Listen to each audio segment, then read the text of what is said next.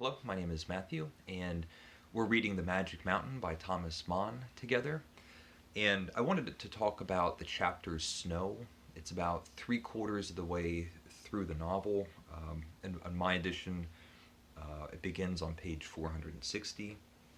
And uh, it's such a great chapter, and it's almost its own self-contained story, almost very similar to the Grand Inquisitor and the Karamazov brothers. You could, with very little effort, excise it from the whole of the work and read it on its own and enjoy this short story that's within a much longer work. And I just love it.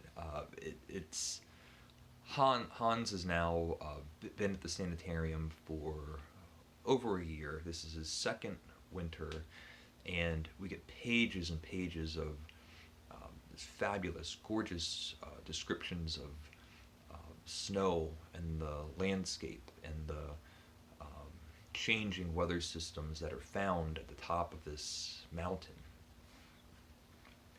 And for as beautiful as the snow is, it's also a formidable opponent.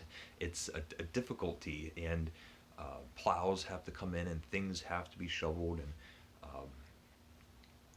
the snow is becoming insurmountable. There's just huge amounts of snowbanks outside, and it's difficult to have the patients at the sanitarium to be able to go on walks, and they have these very short walks that the patients can go on. And Hans has gotten, the cats are looking at something, Hans has gotten restless, and he wants to go outdoors and enjoy nature and enjoy the snow. And he knows that he cannot traverse the snow. He'll just go waist deep and get stuck. And so he decides that he's going to buy ski equipment. He's going to teach himself how to ski. And it starts comedic. It's almost like a scene out of like a National Lampoon. If you think of like an uncoordinated, unathletic, young Chevy Chase kind of bumbling and having buffoonery, like slapstick, and Hans is described as unathletic and not really known to be skiing around mountain slopes. And he's practicing. He gets his skis, and I guess he's working on the bunny slopes, and finally decides that he's going to go off on a skiing adventure by himself. And Hans is sick. He's an unwell person and should not be doing this. And off he goes. And there's a lightness of touch, and there's irony and humor, and he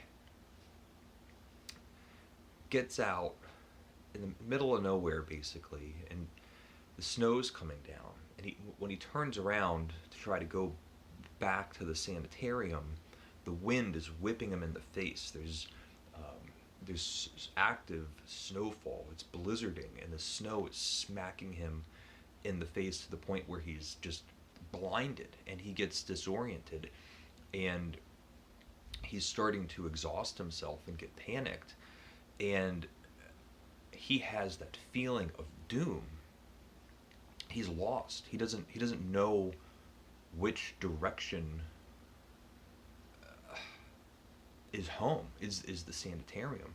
And we see him struggling and panicking, and there's not many experiences or feelings quite like being lost in a dire situation where the sense of the future closes in to the point where you think, I could die right now. And he's moving and he's being active and he's trying his best. He's exhausting himself. He's tired, and the story is getting scarier and scarier. And after what we think is maybe about an hour, he has circled around back to this shed that he had first departed from. And he realizes that he hasn't made any headway back to the sanitarium. And instead, after all of this effort, he's done a big circle and he's still no closer to getting back to warmth and safety. And so this comedic feeling starts having these steps down into tragedy and worry. We're kind of panicking. He had kept, I think it was brandy. He had some kind of liquor bottle, a little mini liquor bottle, and he decides to drink this bottle of alcohol and gets drowsy and lays down in the middle of a blizzard. It's absolutely freezing outside. It's high altitude. His lungs are unhealthy. He is sick, and he just surrenders himself. He lays down in the snow. And he has these dreams, these remembrances, fantasies, nightmares. Finally, he stirs himself awake, and he's so discombobulated, he thinks that an entire night has passed, and he's checking himself, wondering how come he hasn't frozen to death, how come he's not showing any signs of frostbite.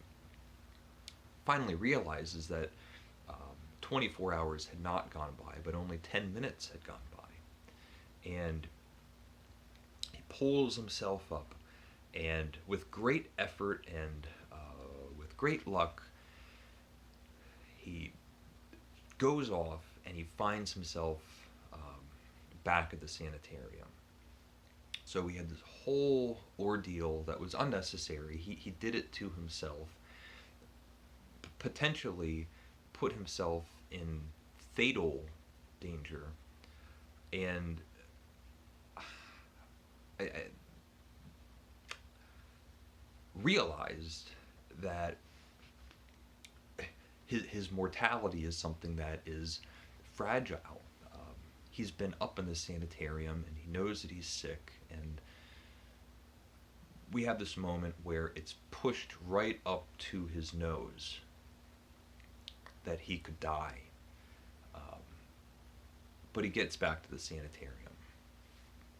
It's a great short story. It can be read on its own. If someone wanted just a taste of what this great big novel has to offer, it's a great, I would say it's a better starting point for someone that just wanted to read 20 pages to get a sense of the whole, and to see if you were interested in reading the whole book. You can read it with very little confusion, and it has its own little story arc that's funny and sad and frightening and philosophical and beautiful. It's a great chapter. So I just want to talk about the chapter Snow, one of the chapters in The Magic Mountain by Thomas Mann. If you're reading along, let me know what you think or thought about this chapter in particular, or any thoughts that you've had at all about The Magic Mountain. I do have comments that I still need to get back to, and I will be, but just for now, leave a comment if you would like, and thank you for watching.